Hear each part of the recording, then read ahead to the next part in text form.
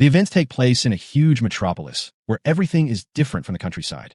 The main character could not take his eyes off the massive skyscrapers, amazed by their impressive height. As he gazed at the lights of the giant buildings, he wondered how much electricity they consumed and how much it cost the residents. His bewilderment grew, and why this was happening. And after all, he always believed that in the mountains one should conserve light by using a kerosene lamp, while in the city people throw away electricity without considering the costs. However, he decided to ignore this shortcoming of the city, realizing that he would not have to pay for it. Looking at the advertising sign in his hands, the guy suddenly remembered that he had completely forgotten about his business. Immediately after this, he began to shout, trying to attract the attention of passers-by, and he claimed that he was able to cure any disease because he was a young, talented doctor ready to help everyone in need. He specialized in treating kidney failure, liver damage, irregular menstruation, headaches, fever, and infertility. The street doctor claimed that his medicine could cure any disease. However, concerned about her condition, the girl decided to find out whether his medicine could really help with infertility. After this question, the guy thought for a moment before answering. He seemed to realize that the girl he was talking to did not need his help, and she seemed healthy, and she had a ruddy face, snow-white teeth, and her appearance looked healthy and strong. At first glance, she looked perfectly healthy, and if she had problems with infertility, then perhaps it was not her fault. And it turned out to be true, and so the stranger asked for help, and the guy asked her to calm down, promising to help her solve the problem. At this time, the guy accompanying the stranger looked with displeasure at her communication with the unfamiliar doctor. Filled with rage, the hero assured the girl that everything would work out with his help, because he would help her give birth to a big, healthy, and strong boy. At this time, the groom approached the girl and became angry at the impostor, asking how he dared to say that he was incapable of having children. The man shook with rage, thinking that the street doctor was just looking for trouble. Having decided on a bold act, the offended man tried to attack the defenseless doctor, trying to strike. Luckily, passers-by quickly calmed the enraged man down, convincing him not to start a fight. Looking at the man, the hero immediately noticed his pale and rough face, greasy hair, and bad breath, and he probably suffered from sharp pain in the middle of the night. These words completely stunned the man, and he couldn't think of anything to say, so he just remained silent. As he walked away in shame, he continued to be angry, realizing that the street doctor was right. The girl, blushing with shame, began to call her husband, sincerely wanting to get help. She decided to ask the doctor again if he could really help with infertility and asked what treatment methods should be used for her husband. Turning to the man, he announced that he did not need treatment since he was leaving, and perhaps he did not have kidney problems. The hero didn't really mean this man, and there was nothing to be ashamed of admitting to kidney problems, but his illness was apparently not that serious and could be treated. These thoughts confused the man, and he demanded that the doctor apologize to him, and he did not want him to treat him. But the hero was misunderstood. He just wanted to help. Situations like these surprised the boy, and he couldn't understand what was wrong with this city, where everything seemed to be against the good doctor who was only trying to help. Having decided to undergo treatment, the man nevertheless approached the doctor so that he could be examined. Despite his intense irritation, the stranger still did not believe that he had any health problems and wanted to know what exactly was wrong. The hero stated that the man not only had kidney problems, but also his yangguan was open, and he also had problems with his zenmen, which was probably caused by mental problems. Taking out some medicine from his pocket, the boy announced that he had a bottle of something that would help, and he needed to take one tablet every night, and in 5 days everything would go away, and after that he could be sure that nothing would stop his wife from getting pregnant. Feeling that this would really help, the older man became interested in the price. The clever doctor smiled, but his gaze was angry because the price was quite high, 300 yuan per bottle. Seeing this reaction, the guy thought it was too expensive for his patients and suggested lowering the price to 200 yuan. The old couple decided to leave, thinking that 300 yuan was too expensive for the medicine, and they felt that the doctor was simply lying, so they decided to go to the hospital. Seeing this reaction, the young man thought that 200 yuan was still too much and even suggested lowering the price to 100 yuan. Shouting after the departing customers, the doctor said that this was their last chance and he was ready to sell the medicine for 100 yuan. As they continued to walk away, the couple even joked that they would rather buy bandage for their dog for 100 yuan. Suddenly the man decided to take pity and said that he was going to buy a bottle of this unique medicine. It was a truly joyful moment for the guy, and he even started crying because he was very hungry and was finally able to earn his first money. The woman was very skeptical that the medicine would work, but no one paid attention to it because a street vendor cannot be a real doctor. Suddenly, a stranger appeared in front of the couple and decided to say hello to them. After greeting them, the stranger offered them 1,000 yuan for the medicine. The proposal was simply amazing for the couple, and they couldn't understand how serious it was. They agreed without hesitation, realizing that they could earn good money this way. It was also important for the strange girl that she was able to buy the medicine, and she was grateful to them. Counting the money they had earned, the elderly couple were incredibly happy to have gotten rid of the useless medicine. Sometime later, the girl entered the room where she talked to her sister about having bought the necessary medicine. They had been watching the drug seller for 2 days now, and the sisters were discussing what to do next. To them, this little drug dealer was really strange because his pill was of interest. The medicine was a mixture of various substances, including and black scorpion venom. This really surprised the sister. She couldn't understand why he would add poison to the medicine, as if the merchant wanted to kill someone. Understanding the significance of the poison in the medicine, the girl explained that all the ingredients are mixed in certain proportions to neutralize the toxins, and this allows the body to be stimulated after taking the pill. For girls, this medicine was a powerful aphrodisiac. Suddenly, the sister recognized a guy who had been seen on the street before. It turned out that it was a drug seller who came to the cafe to eat. The waitress came up to him with a menu so he could choose a dish. When the guy saw the prices on the menu, he was shocked because even the cheapest noodles cost 30 yuan, which was too expensive for him. Despite all the circumstances, he realized that he needed at least a snack, and so he ordered the cheapest thing, a bowl of wonton noodles. As he ate, the boy thought about the unfairness of the world, remembering his mentor's words about exploring this world, and now he saw how unfair it really was. When the waitress brought in the noodles, he noticed that there was a lot of meat in them. This portion of noodles made him feel embarrassed, and he even blushed with shame since he had not eaten so well for a long time. While he was eating, he felt a strong sense of satisfaction because the food was delicious. The noodles even had shrimp in them, which tasted good. But the price for this dish was quite high, and the guy could not afford such luxury often. While he ate, he thought about what he needed to do to earn more money. As soon as he finished eating, he called the waitress. It was clear from his behavior that he was not satisfied with the quality of the dish. He found hair in his noodles and asked the waitress to explain what happened to the food. The waitress began to panic and apologize to the guest for what happened. But this apology was not enough for the guy, and he began to think about the quality of service in this cafe. The guy started arguing with the waitress, telling her that she shouldn't work there, and he intended to complain to her boss about the ruined dish. His screams made the waitress cry, and she admitted it was her hair. But she also understood that the client could be to blame, and it could be his hair. These words only made the guy even more angry, and he thought that he was considered a swindler who came here just to eat for free. After the argument ended, the guy decided to pay for the food, even though he was unhappy with the service, and left only 5 yuan. The waitress looked with displeasure at the departing customer, who was rude to her, and left after paying only part of the bill. At this time, the sisters were discussing what to do next, and one of them suggested keeping an eye on the mysterious doctor, despite his unpleasant behavior, and trying to attract him to their clinic. Pleased with the work he had done, the boy thought about his intelligence, because he had easily managed to save money on food. In the cafe, he noticed 2 girls who were constantly following him. Although the strangers probably knew that he had no money, they could do nothing. This situation even made the guy happy, since he realized that he had been under surveillance for more than 2 days.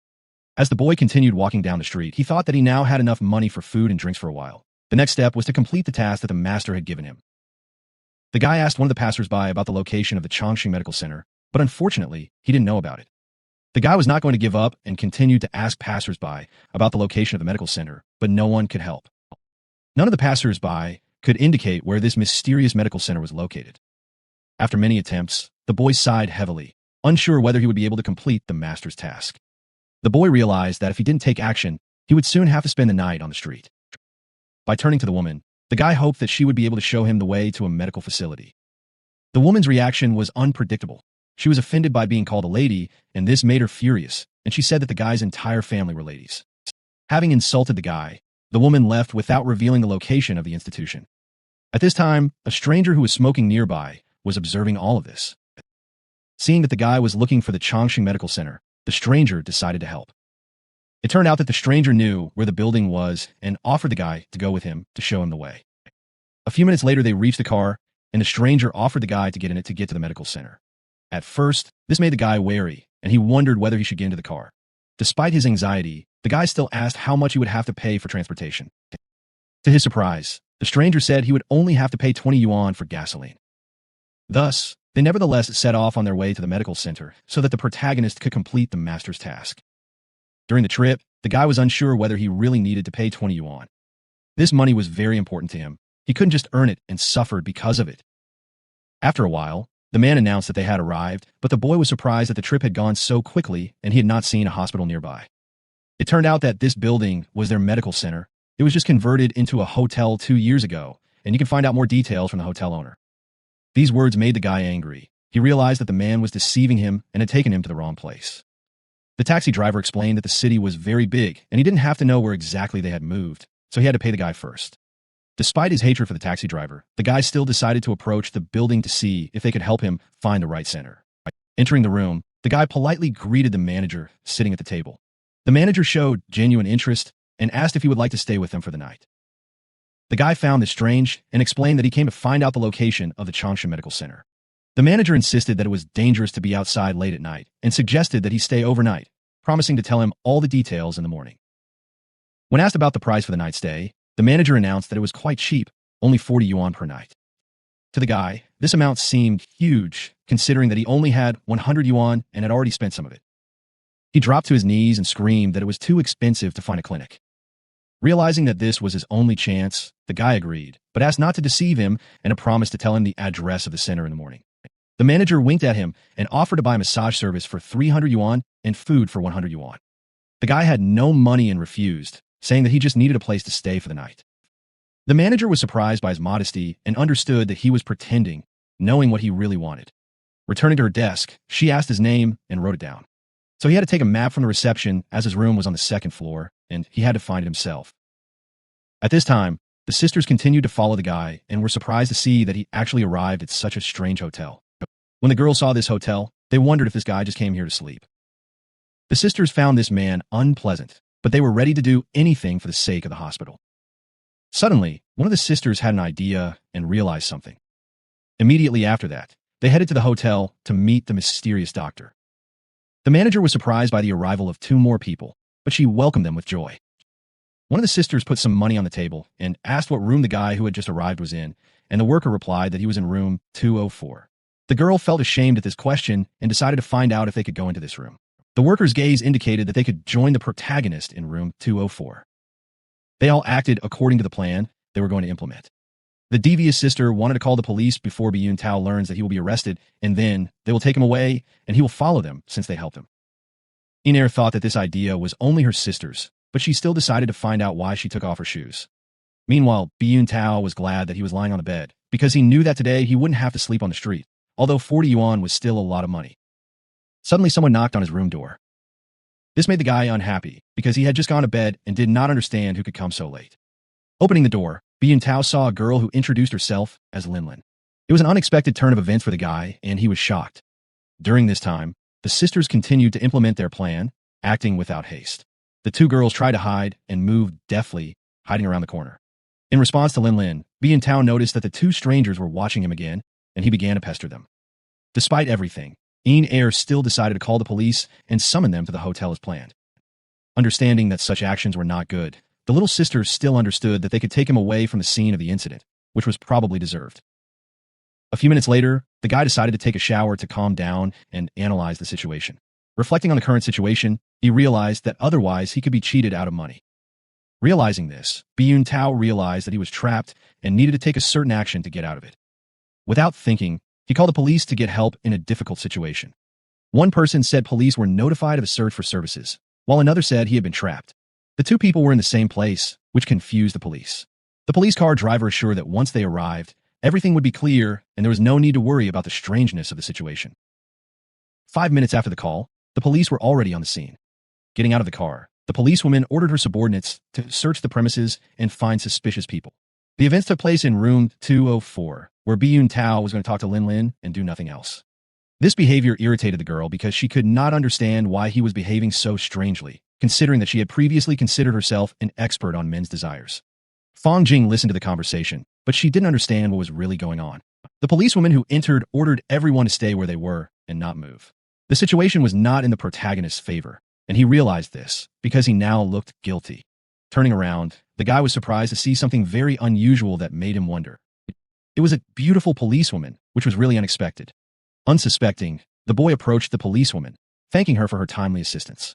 He still had no idea that Fong Jing had come specifically to arrest him. While performing his official duties, the policeman shouted at the guy to not move and quickly turned to the wall. Feeling intense rage, the girl insisted that the criminal cooperate with her. Not understanding what was happening, Byun Tao still wanted to know what was going on and why he was being ordered to turn to the wall. The urge to ask a question made Fong Jing even more angry, and she ordered him not to ask questions, but only to follow her instructions. It was practically impossible to fulfill such a request because the guy did not understand how to do it, but he still had to turn to the wall. Looking straight into Byun's eyes, Fong Jing decided to find out if he really didn't want to cooperate. After apologizing to the guy for being rude, the girl began swinging her leg with all her might to deliver a blow. Everything that happened made the hero even more angry because he did not understand whether the police could just beat people. Without waiting for the blow, Byun Tao stopped the police officer because he couldn't let her hit him. Continuing the dialogue, the guy asked the policewoman to say if she had something to say, but not to hit people. Watching all this, Lin Lin was amazed that this guy could fight with the police. As the police walked through the building, they went up to the floor where the incident took place and discussed how Sister Fong was irritated today, as was her driving. Suddenly, one policeman turned around and noticed two girls sitting nearby. Looking at them, the men immediately realized that these were the same suspicious guys who had caused the police to be called. Meanwhile, the fight continued, and Fong Jing was shocked that Byun Tao is so strong. Feeling angry, the girl began to scream, warning that this was an attack on a police officer, and demanded that she be let go. Embarrassed, the young man nevertheless decided to let the girl go, realizing that in this situation he was wrong.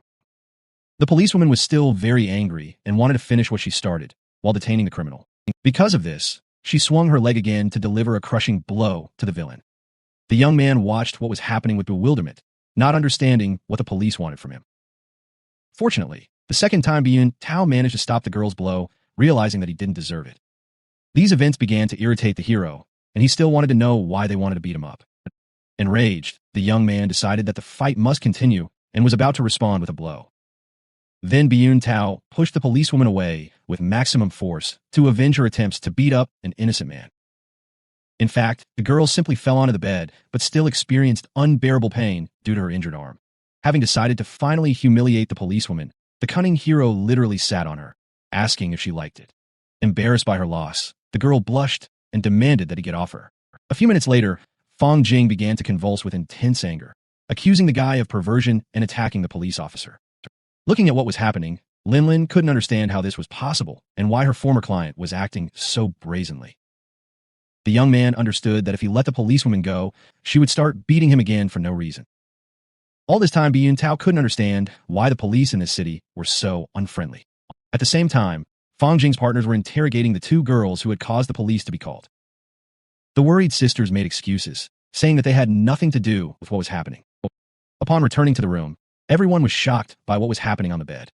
Their eyes literally dropped out of their sockets at this sight, and their surprise knew no bounds. Seeing what was happening, one of the partners ordered the guy to get off the policewoman, since this was an attack on a police officer. The guy immediately said that the policewoman started beating him right after what she saw, and he was simply defending himself. This situation made Fong Jing even more angry, and she was going to kill the young man for embarrassing her in front of everyone. Suddenly, one of the sisters noticed that the other girl was feeling ill. It was really scary. Lin Lin was literally suffocating and didn't move. The girl began to have convulsions, and foam came out of her mouth. All these signs indicated an attack. The determined girl ordered her partner to call an ambulance immediately. To my surprise, they said they could examine Lin Lin, but it turned out that one of the nurses was a doctor. Fong Jing was shocked by this development. She didn't expect to see a qualified doctor here. A girl named Lin Shui showed her ID to prove her professional training. After examining the document, the police officer saw that the girl worked at the Lin Medical Center. The young man was surprised that there were several medical centers in the city, and Inair was surprised that he didn't know about the hospital. Their Lin Hospital is a respected institution and the best in the city. Although they are not the most visited, there is no better one. It turned out that Lin Lin had epilepsy and mild heart problems, and Lin Shui was scared, but realized that the person in front of her was an epileptic. Looking at the girl suffering from illness, the young man realized that her life was in danger if she was sent to the hospital now. The determined young man demanded that the doctor step aside so that he could help. The policewoman did not want to listen to the unqualified, knowing that there was an experienced doctor nearby. Suddenly, Lin Shui said that she wanted Byun Tao tried to help until the ambulance arrived. It was shocking for the girl. She couldn't imagine how he could help. Looking at her, the guy realized that some of the medications were not suitable for her condition. Alarmed police officers shouted at him not to do anything. Despite this, the guy took action and took out some medicine from his bag. These were medicinal needles for acupuncture procedures. Having prepared himself, he began the procedure, ready to do everything to save the patient. For those who witnessed what was happening, this was truly unusual. They could not imagine how an epileptic seizure could be treated with acupuncture. Wetting the needle with saliva, Byun Tao was preparing for an acupuncture procedure. The qualified doctor was simply shocked to see that this guy was using his saliva to disinfect the needle. The first needle was stuck straight into the head, and the patient was shaking violently, but she needed help. The guy tried not to harm the girl and performed acupuncture carefully to save her life. Immediately after the first injection, the girl jumped up and began to scream in pain. Lin suffer. The onlooking police officers also didn't understand what this guy was doing and just watched the situation. Suddenly, Byun Tao began to swing his arm, preparing to strike. It was a blow straight to the girl's head to make the treatment even more effective. The girl continued to tremble from severe pain, and sweat was visible on her face. When Lin came to, she started screaming in pain after being hit hard against the wall. Even the doctor was shocked by what happened, and the patient, who was in a terrible state, seemed to be cured of her epileptic seizure. The young man, breathing a sigh of relief, announced that there were no more problems and that he would now have to pay 20 yuan for the medical services. Everyone in the room was stunned, and no one could imagine how anyone could be cured in this way.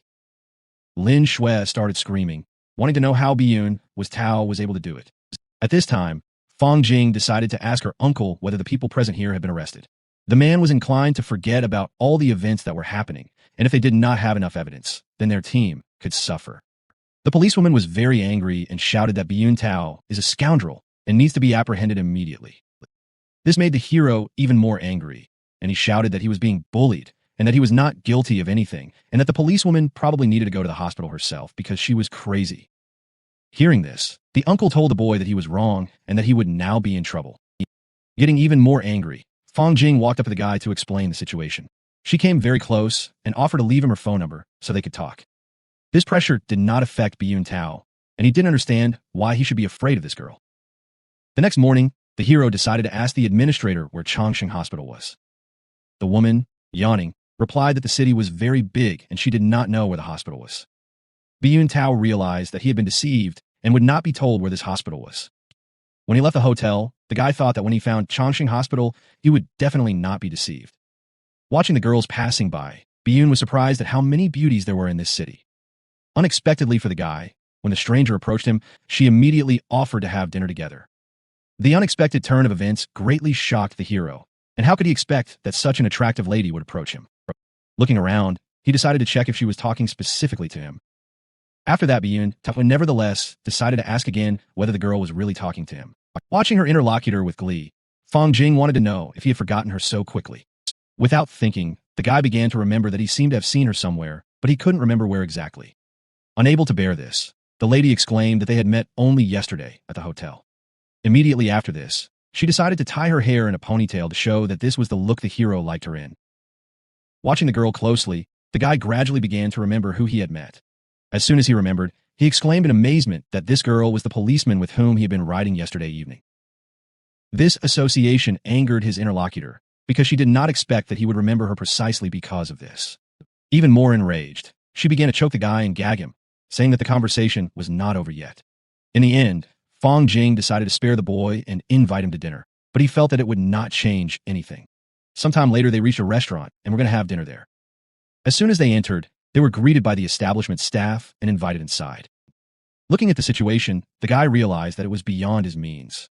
Turning to the girl, he said that was too expensive for him and suggested having a bite to eat in a small restaurant.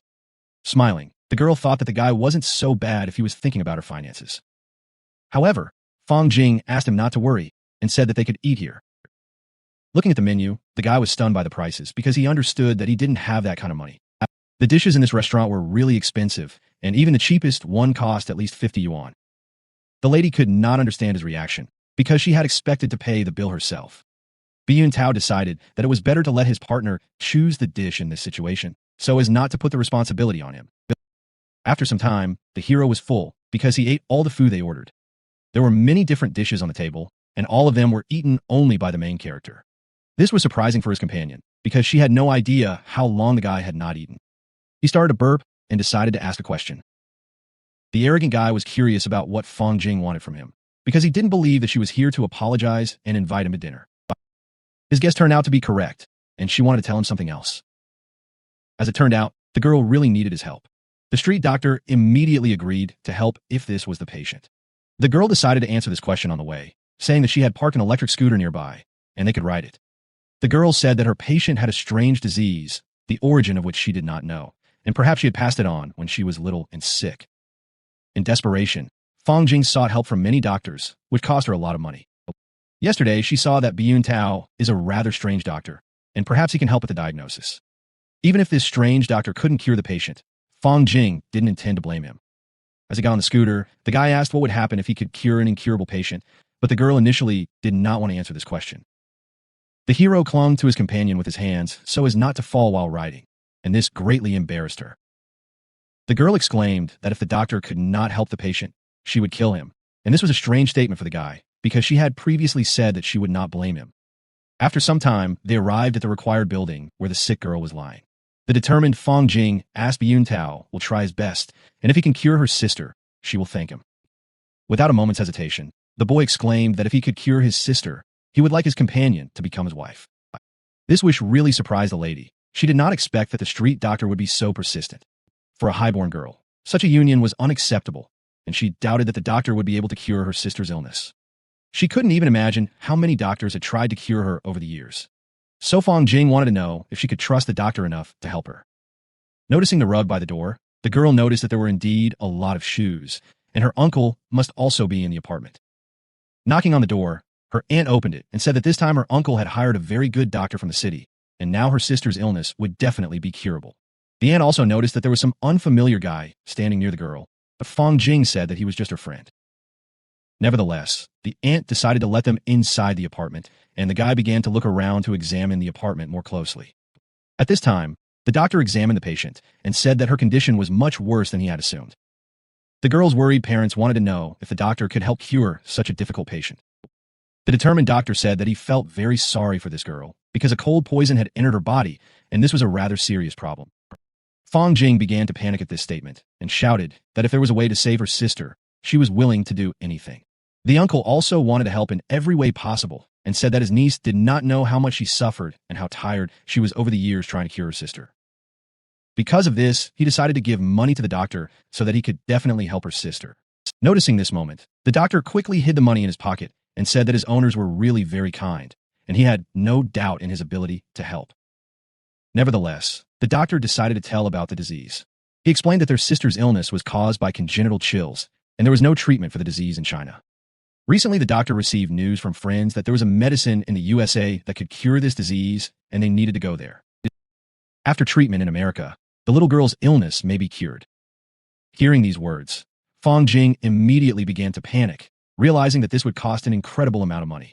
The uncle also began to appeal to his niece, arguing that she should pay all the expenses without hesitation, since an experienced doctor had already been found who was able to cure her sister. Watching what was happening, the young man realized that his uncle was addressing the girl with aggression. Desperately indignant, Fong Jing began to say that if they decided to make money off of her sister's illness, then she herself would take her sister and find her doctor, but her uncle and aunt insisted that this could not continue, and they themselves would take care of the treatment. Unable to bear such a conversation, the girl exclaimed with her last strength that they did not have enough money to pay for such an expensive treatment. Coming closer, Fan began to console her beloved sister, saying that she was rich and there was no reason to worry, because her sister worked in the police and the salary and bonuses amounted to significant amounts. The evil aunt approached and assured Fan Lin that she didn't have to worry as her sister had great potential, having such a prestigious job at such a young age. The impudent relatives were sure that Fan Lin would easily be sent to America for treatment. Suddenly, the uncle noticed an unfamiliar guy nearby and became interested in who he was and what he was doing in their house. Realizing that this was his chance, Bian Tao exclaimed that he came to cure Fong Lin. The aunt was outraged by the guy's presence, and she decided to find out whether he really was a doctor. Understanding the need to protect her friend, Fong Jing explained that he was just her friend but had some knowledge in the field of medicine and asked him to help examine Fong Lin. The girl understood that even Biyun Tao might not be able to help in this situation, and this filled her with anxiety. Grabbing the boy by the hand, the determined nurse called him to examine the patient and assess whether he could do anything for her recovery. Dr. Zhang did not object to the examination, believing that young people could contribute to improving medical skills by observing difficult cases of diseases, and pointed out that some young doctors with no experience could be as competent as some more experienced ones. They have a poor understanding of medicine only because they lack experience in diagnosing clinical cases. Smiling, the uncle and aunt confirmed this, agreeing with the doctor. The worried girl turned to the young man, saying that now he was aware of her sister's situation and did not know whether he could help with the treatment, but she would not blame him if it did not work out. Looking straight into the eyes, the boy turned to Officer Fan, asking if she believed the doctor's words. At first, Fong Jing didn't understand what the guy meant and only asked where her sister's room was. The room was very close, but Fong Jing was worried and wanted to understand why Biyun was bothered by all this. To check the accuracy of the diagnosis, the guy decided to first go inside the room and look at the situation. He began by inspecting the wardrobe to make sure there was nothing suspicious there. Approaching the bed, the guy began to check the smell to make sure everything was okay. These actions seemed strange, so Fong Jing decided to find out what kind of strange manipulations this doctor was performing. Eventually, the guy realized what was going on and wanted to examine Fan Lin to give her a proper diagnosis. Alarmed, the girl agreed to be examined by the doctor, but asked him not to do anything. All this time, my uncle and aunt were watching them, wondering what they were whispering about. The confident young man assured that there was no need to worry because he knew what to do. After all, he actually understood everything by looking at her face, since Fong Lin didn't show any signs of the cold poison disease at all. This statement made Fong Jing even more puzzled, and she was eager to find out what kind of illness it was. Without hesitation, she turned to the guy again, asking if he was really sure of his words. Confused inside, Fan couldn't decide who to believe, given that Dr. Zhang had previously given a different diagnosis, but Biyun Tao claimed that he was never wrong. Suddenly, the evil uncle became indignant that they had already agreed to send Fong Lin abroad for treatment and asked if Fong Jing was willing to pay the money, since the doctor estimated the cost at 60,000 yuan. For the girl, such a sum seemed unaffordable, and she had no idea where to get such money. Fong Jing simply nodded, confirming that she understood the situation. At this time, Biyun Tao insistently shouted that her sister did not need to go abroad because it was not a cold poison and he would be able to cure Fong Lin. This statement caused alarm among all those present, as they realized that their deception could be exposed. Filled with rage and anger towards the boy, they were eager to know who he really was. Each of those present was angry at the protagonist and ordered him to stop lying because he was not a doctor and his medical knowledge could not be compared with a qualified physician. The brave young man objected that he never spoke nonsense and the doctor should know what the patient's illness really was. The doctor student did not agree with such statements, believing that the guy in front of him would never become the best doctor in the world, like his teacher. Sometime later, the hero finally approached Fan Lin and explained that he wanted to ask her a few questions regarding her condition. He asked her to answer all questions absolutely honestly, without hiding anything. The first question was about her age, to which she replied that she was 15 years old. He then asked her if she had ever had her period before. This question greatly embarrassed the girl, and she nodded negatively, saying that she had never had menstruation. Dr. Zhang watched all this and realized that the guy was asking the right questions related to the disease. Beads of sweat began to form on the man's forehead from nervous tension, as he realized that this young man could be a real doctor. At this time, the young man asked Fan Lin to extend her hand for him to examine. While examining the girl's hand, the guy noticed a strange bruise and asked the doctor what it was. The doctor tried to justify himself by saying that it was a Yangqi point used in Chinese medicine. At the same time, the young man wondered whether the doctor really had not noticed that Fan Lin's Yangqi point was different from the usual ones. Zhang, even more nervous, realizing that the guy was close to solving the mystery. Alarmed, the doctor explained that Fong Lin's Yangqi point would be stronger because she had a cold body, which blocked the blood flow. The uncle tried to calm the doctor down, seeing that the situation was getting out of control. The young man could not stand it and declared that he considered Dr. Zhang incapable and unworthy of being a doctor in the future. He believed that the doctor should stop practicing medicine so as not to harm patients. This made the doctor's disciple even more angry, and he wanted to ask Biyun Tao, what can he understand about medicine? In his opinion, a teacher cannot be offended by anyone, not even the king of heaven, and he will never forgive such behavior. Refusing to tolerate this any longer, Biyun Tao decided to act and squeezed the villain's hand with the last of his strength. The defeated assistant raised his voice, begging to be released, suffering from unbearable pain. Watching the senseless fight, Auntie realized how cruel Fong Jing's friend could be. At first, the young man was going to ask his assistant if he really wanted to continue the quarrel, but he only begged for a quick release because of the pain. The hero, being truly kind, decided to let the scoundrel go, and the latter, wondering where such a thin guy got so much strength from, left. Noble Biyun Tao turned to Fong Lin, saying that he was here to help her recover. The confused girl trembled from her illness and understood that recovery was something incredible. Coming even closer, the guy assured her that everything would be fine and she didn't need to worry. Before starting the treatment, he examined her hand and asked if she was ready. Immediately after her consent, he pressed her yin-chi point, causing her hellish pain. This action instantly brought the girl terrible pain, and she could not understand why it hurt so much. However, it was worth enduring this pain, because after it will become easier, and you will have to endure it. The resourceful hero continued the treatment, trying to help his patient. The doctor scoffed, saying that Biyun Tao will only make things worse and treatment is useless. To complete the treatment, the experienced doctor began to massage the yin-chi point with traditional medicine, and Fong Lin suddenly felt hot. The girl began to choke, trying to cool her body, as she had become too hot. Fong Jing looked at her sister with bewilderment, not believing her eyes and not understanding what was happening. At the same time, the doctor noticed that the patient's condition was improving. Everyone in the room was shocked to see the girl start sweating, even though she had been cold before. Now her yin-chi point was cured, and the massage helped to get rid of the fictitious diagnosis. Continuing the massage, Biyun Tao asked the girl how she felt and if she felt cold anymore. Fan Lin replied with a smile that she was not cold at all. On the contrary, she was even very warm, and she quickly thanked her savior. Relatives and doctors just continued to watch, doubting whether the treatment would lead to positive results. A joyful Fong Jing ran up to her sister, wanting to know if she had really gotten better. It turned out that Lin really didn't feel the cold, but now another problem arose. The treatment made the girl very hot, and this also bothered her. This statement greatly surprised Jing. She couldn't understand what caused such a stir. Alarmed, the girl immediately went to the doctor, asking what was happening and why her sister was feeling hot. While pleased with the positive outcome, the doctor noted that the intervention of an unprofessional only worsened the situation, causing even more problems. In response to the doctor's remark, the hero only laughed and noted that he was behaving like a scoundrel. Biyun Tao did not remain in debt for the insult and called the scoundrel an old man. Coming closer to the guy, the old man began to shout that no one had taught such boys with dirty mouths to respect their elders, and in general, he did not believe that he was able to cure the girl. Biyun Tao did not waste time answering the scoundrel and only asked him to look at the girl to make sure that she was now healthy. All that needed to be done in this situation was to take off the girl's warm clothes so that she would not be so hot. The villain had to admit that the hero really was a good doctor.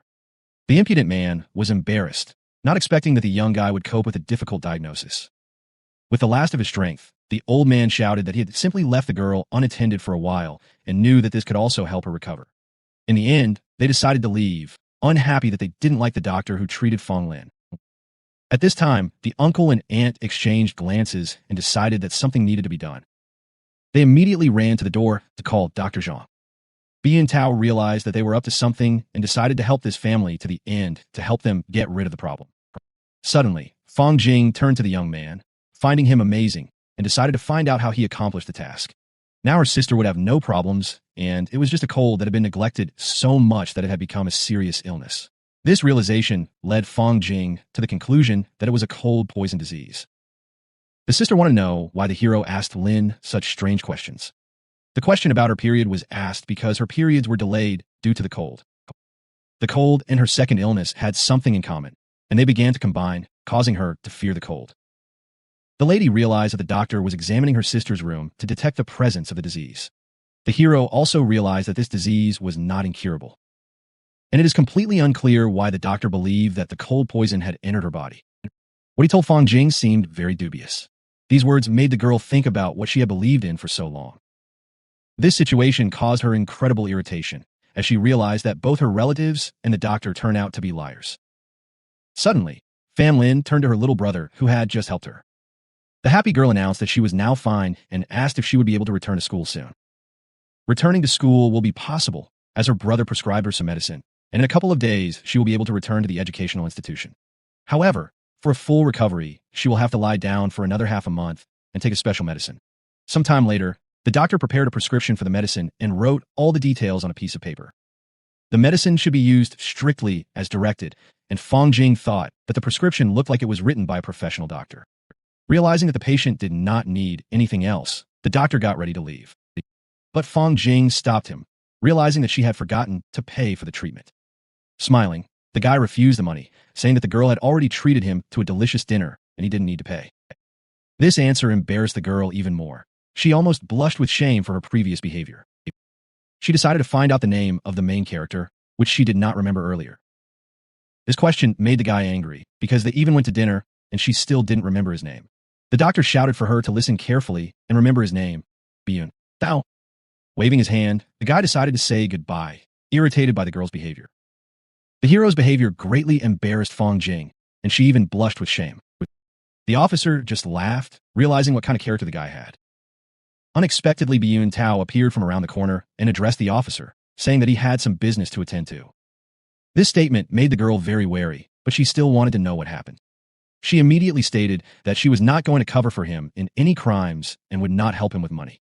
However, he just wanted to ask something. After all, the police should know more than ordinary people, and the question was how to get to Chongqing Hospital. This question surprised the officer very much because she did not understand why he needed to know this and immediately thought that he was going to do something. But the hero had no grudge against this hospital and simply wanted to know its location. However, the girl said that the two ladies from yesterday's incident actually work at Chongqing Hospital. As she got closer, she noticed that the guy seemed to be obsessed with the two women, and although she knew he was a scoundrel, they were obviously both deceiving him. The worried guy didn't understand how this happened, because he knew that both girls from yesterday worked at the Lin Medical Center. As it turns out, Lin Medical Center was formerly called Chongsheng. But the word Chongsheng had enormous weight for many, like something sacred. The Jiangnan city government ordered to change its name to the current Lin Hospital. Sometime later, the boy decided to go to Lin Hospital, which he had been aiming for so long.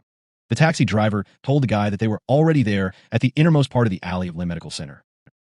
However, he warned the boy that seeing a doctor at this hospital was very expensive and they did not treat minor illnesses, so it was not worth going there without serious problems. Soon after, the taxi driver announced that the fare would be 40 yuan, and the guy, with trembling hands, pulled out the last of his money. He sighed heavily, realizing that he was now left without money and did not know how to survive, but one day his teacher told him something. He hoped that the hospital owner Lin would help him. He hoped that everything would be fine, because he had been striving for this moment for so long. He laughed and thought about how surprised those girls would be when they saw him. Suddenly, he heard a car horn behind him. The girl behind the wheel wanted him to give way. The stranger continued to honk the horn, wanting to be let through. Ignoring Byun, Tao continued to move forward, not wanting to give in to the aggressive woman.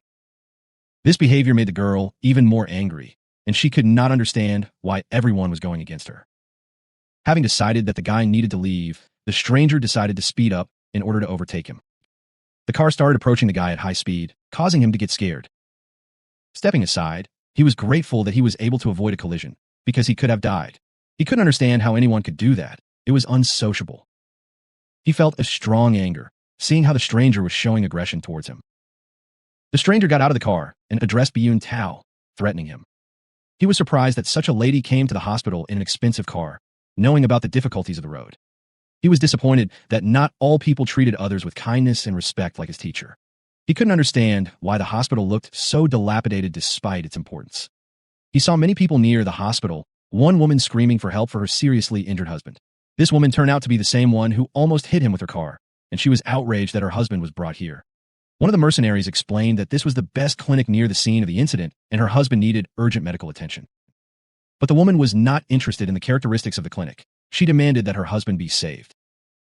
She threatened the doctor that if her husband was not helped, she would ask her father to kill him. It is important to her that the doctor does everything possible to save her husband. The man was in a serious condition and his life was in great danger. In Air stood behind, stunned by what was happening, and didn't know how to help this patient. The hero immediately recognized the same girl who had been at the hotel earlier and called the police on him. The man was in severe pain and could not even speak. He only screamed from the unbearable pain. A doctor nearby immediately determined that Mr. Qian had displaced organs and multiple fractures. The hospital management was still absent, and the doctor was not sure if he could do anything, so he hesitated to start treatment. So the doctor decided to send him to another hospital since the most qualified doctor was not available. This statement made the lady even more angry, and she could not understand how this could happen.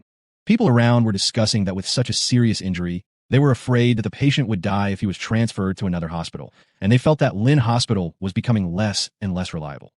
Under extreme stress, the woman began to shout that this must be the best Chinese medicine clinic in the city, and yet she wanted to know which hospital they should go to.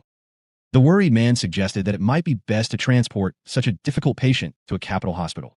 Due to the complexity of the situation, It was obvious that the patient could not survive, and his wife understood this. The people watching knew that the capital hospital was thousands of miles away, and it seemed that the doctor was not using his brain to the fullest extent when making such decisions. Meanwhile, the woman began to take something out of her purse and said that real Chinese medicine doctors would have coped with such a critical situation, but still suggested that she contact a doctor in the capital. The fees at this hospital were so high that even the doctors lacked medical skills, and now everyone understood that it was better to go to a Western doctor. After a short conversation on the phone, the woman screamed that those who practice Chinese medicine are useless trash. After such a statement, the main character felt uneasy because he, too, was a doctor of Chinese medicine.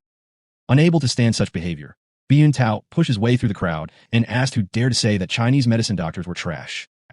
Looking at the person who asked the question, the woman immediately ordered him to leave, declaring that she had no time to talk. Suddenly, Iner also noticed that the guy from the hotel had come here. Coming closer, the young man explained that he had not come to help her with her husband, but had come to find out why she called all Chinese medicine doctors trash. Looking at the guy, the woman could not understand how he dared to demand an explanation from her, since he was, conventionally speaking, her father. Realizing that he couldn't just leave it like that, the young man took action. At first, the hero realized that this conversation would be of little use, and immediately went to the patient. He sat down and immediately began to examine the injured man, who could not even move. First, Biyun Tao checked the man's pupils to assess his condition. The alarmed woman screamed that this scoundrel should not even come near her husband and ordered him to be removed. The doctor immediately warned the boy to be more careful and to move away from the patient. They feared the possible negative consequences of their actions. Iner decided to share her decision with the doctor after some thought. For the senior doctor, this decision seemed crazy since the boy was too young and the treatment was risky. However, the girl realized that only this guy could help them now. While examining the patient, the guy did everything possible to determine the necessary measures for treatment. Focused, the boy continued to act, doing everything possible to help the patient. The wife no longer hoped for her husband's salvation in such a difficult situation, but she understood that there was simply no other way out. The determined guy announced that the patient had comminuted fractures and several broken ribs, but it was not that bad and he would quickly fix everything. This statement shocked everyone, and the wife was stunned, not understanding how this was possible. Turning to the guy, she again called him a country bumpkin and asked if it was true because she thought it was just mockery. Pulling the hero away, she ordered him to get out, thinking that he was not going to help, but was just stalling for time. Iner suddenly shouted that although this guy was not from their clinic, he had excellent medical skills and would be able to cure her husband. Looking at the hospital worker, the woman couldn't understand how this boy could be an excellent doctor, as if Iner's brain had become dull. Today, the hero intended to prove what Chinese medicine is capable of, because previously this woman considered it useless. Squinting his gaze, the young man decided to ask the woman if she wanted him to treat her husband. Even the driver started talking about how things were going badly with the transfer. The doctors at this hospital were hesitant to treat her husband, and so it was worth giving the guy a chance to try his method of treatment. The agitated employee asked permission to help his boss and helped him to his feet, claiming that no one else could save him.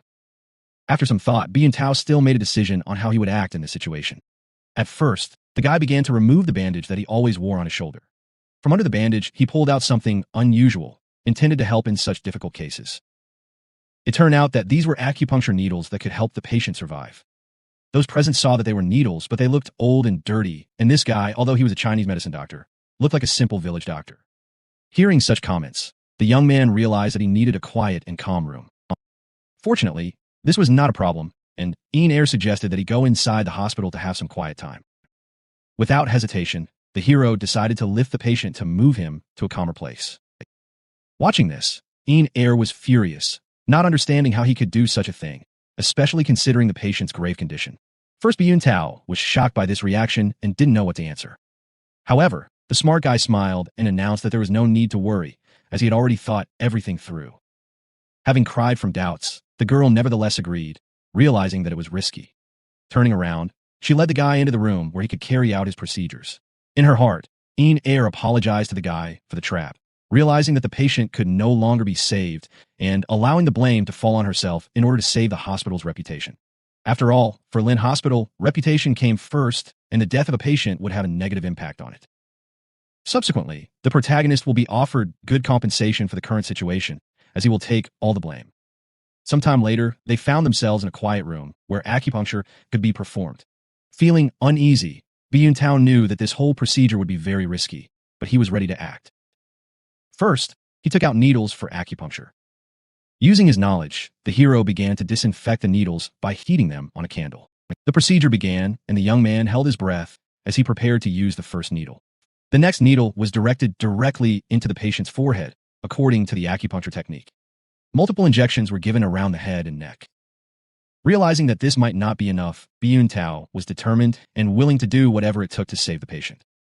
He took off all his clothes and continued acupuncture on other parts of the body. Within hours, the patient was covered in needles all over his body, thanks to a special Chinese medicine technique. Looking at the patient, the hero smiled, thinking about possible compensation from the hospital for the treatment provided. There was one last step of the procedure that could lead the patient to awakening. Using his skills as a Chinese medicine doctor, Byun-tao performed the final acupuncture treatments. Meanwhile, in another building of Lin Hospital, other events were taking place.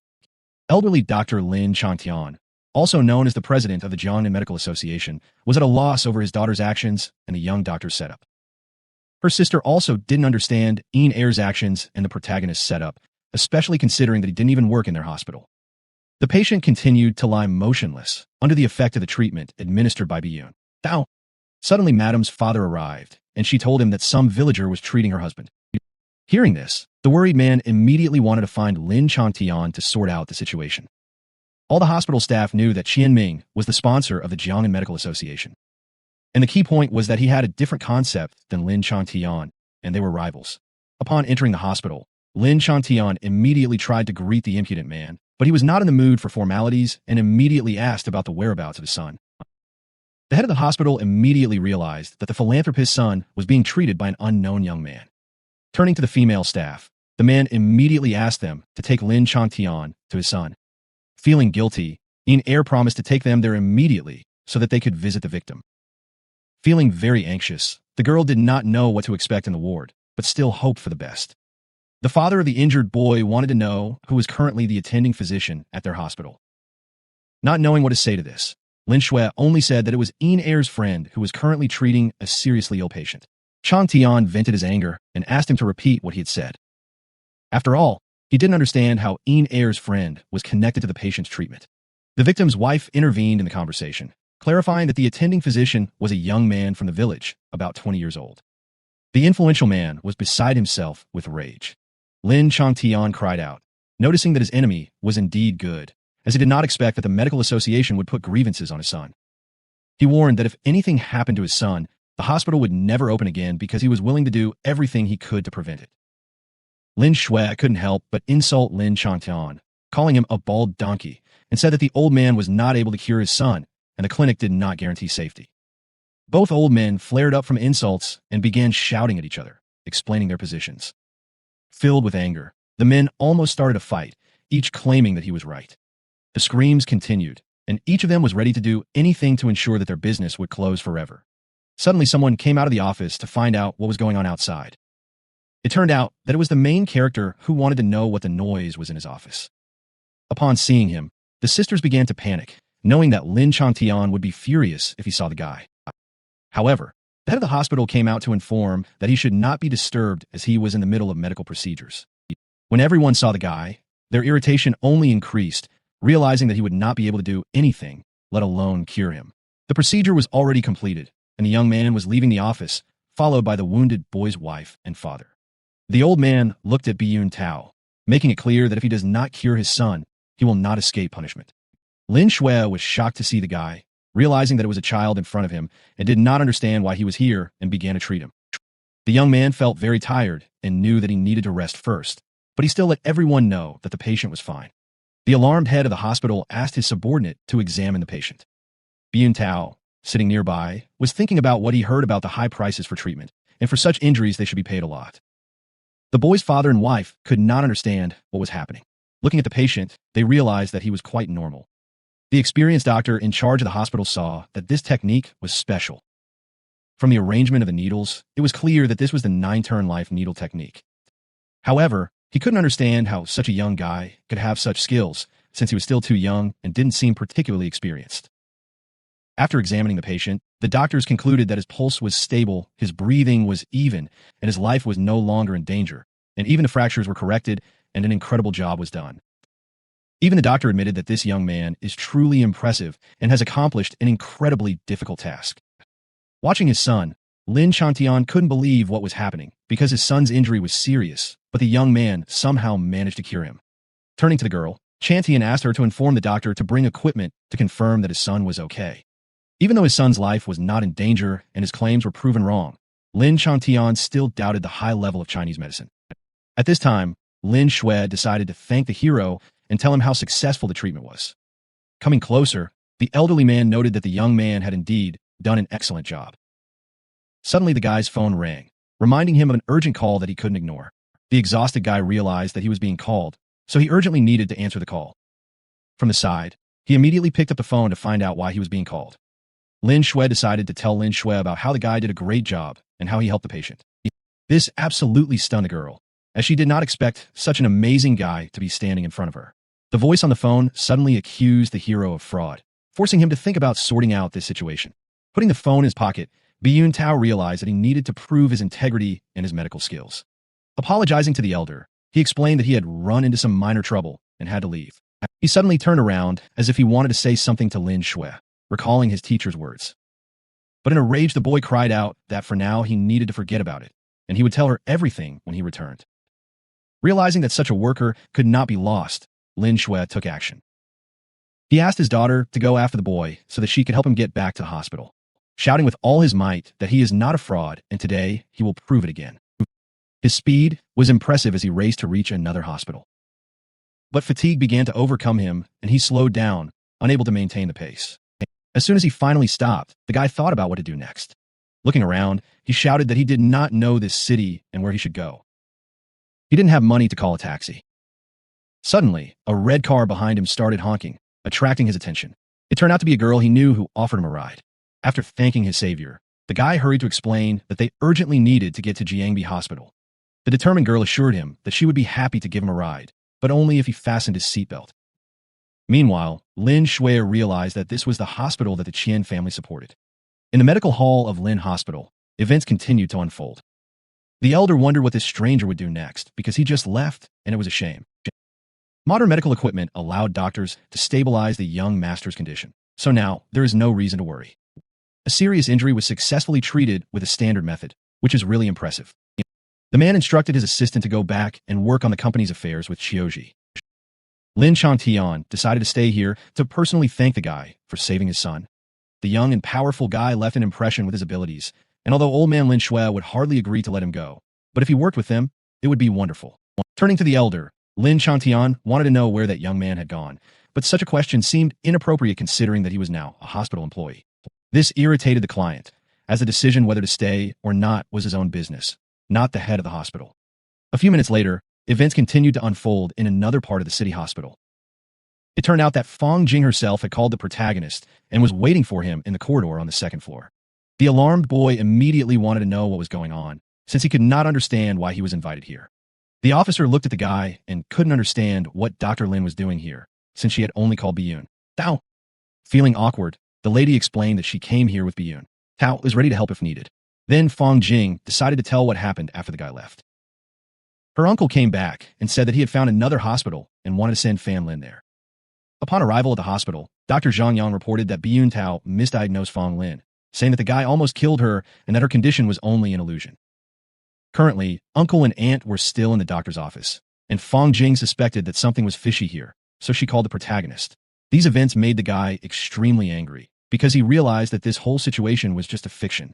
Enraged, he asked the girl why her uncle and aunt were so interested in her family affairs, since they were not even related. The girl simply could not accept these words and pinched the guy hard. In fact, Fong Jing didn't know why they treated her sister like that, and perhaps it would be better to send Fong Lin to the United States for treatment. Approaching the front door, the guy decided to make sure that they were really in the office. Determined, he wanted to enter the office to find out what was really going on here. But the girl stopped him, claiming that she had heard that Zhang Yang would soon become a member of the Jiangnan Medical Association, and there was no need to interfere with him right away. Hearing this, Lin Shui guessed that this doctor might just be applying for membership. In fact, the girl didn't know him, but she remembered that the old man told her something about Dr. Zhang Yang, who often applied to join, but his medical skill was insufficient and he didn't pass. Listening to all that was said, Byun Tao came to the conclusion that this damn doctor was a charlatan. The guy was ready to do everything possible to teach this doctor decency and skills so that he could finally help patients and not harm them. There were screams from outside the door as Byun Tao tried to meet this charlatan, but the girls insisted that he not be so impulsive. Unable to bear it any longer, the main character kicked the door down and burst into the office. Seeing the guy come in, the uncle simply lost the gift of speech, not believing his eyes. The mysterious doctor remained unmoved and merely observed the whole situation. Filled with anger, the boy asked where Dr. Zhang Yang was. The stranger continued to watch and turned to the guy who had just burst into the office. After all, many people wanted to seek medical help from Zhang Yang. But to do this, the guy will have to register and stand in line to get an appointment.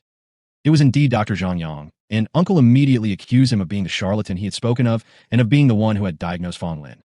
And he claimed that Dr. Zhang's eyes were like a flashlight and that he could see any disease. The scoundrels talked among themselves, thinking that this guy was just a village idiot and nothing to worry about. The snide doctor watched the protagonist, asking if he was really that charlatan, and expecting Byun to come alone. The boy silently approached the doctor to give him a lesson. The impudent man looked him in the eye and called him a charlatan, believing that he was dissatisfied with something. Unable to bear such behavior, the guy took action and delivered a quick and powerful blow. The blow was aimed at a scoundrel who called himself a doctor and made false diagnoses. Grabbing the scoundrel by the neck with force, Byun Tao wanted to look into his eyes to understand his motives. Despite the severe pain, the impudent fellow tried to break free, but it was useless. In order to pacify the lying doctor, Byun Tao delivered a powerful blow and drove the villain into the floor. Zhang Yang began to beg the hero to let him go, realizing that his opponent was stronger. But it was in vain, as the hero felt anger towards the doctors who were unable to treat him. The brave guy believed that the doctor did not deserve pity. With his last strength, the doctor began to shout for them to call Jush and summon him. The alarmed aunt and uncle ran to call a doctor, whom Zhang Yang named. Fong Jing tried to stop them, warning them that Zhang Yang might die, and they had to stop. The worried Lin Shui couldn't understand how the guy could be like this. He even smiled as he struck. Still, the girl decided to call her grandfather to avoid additional problems.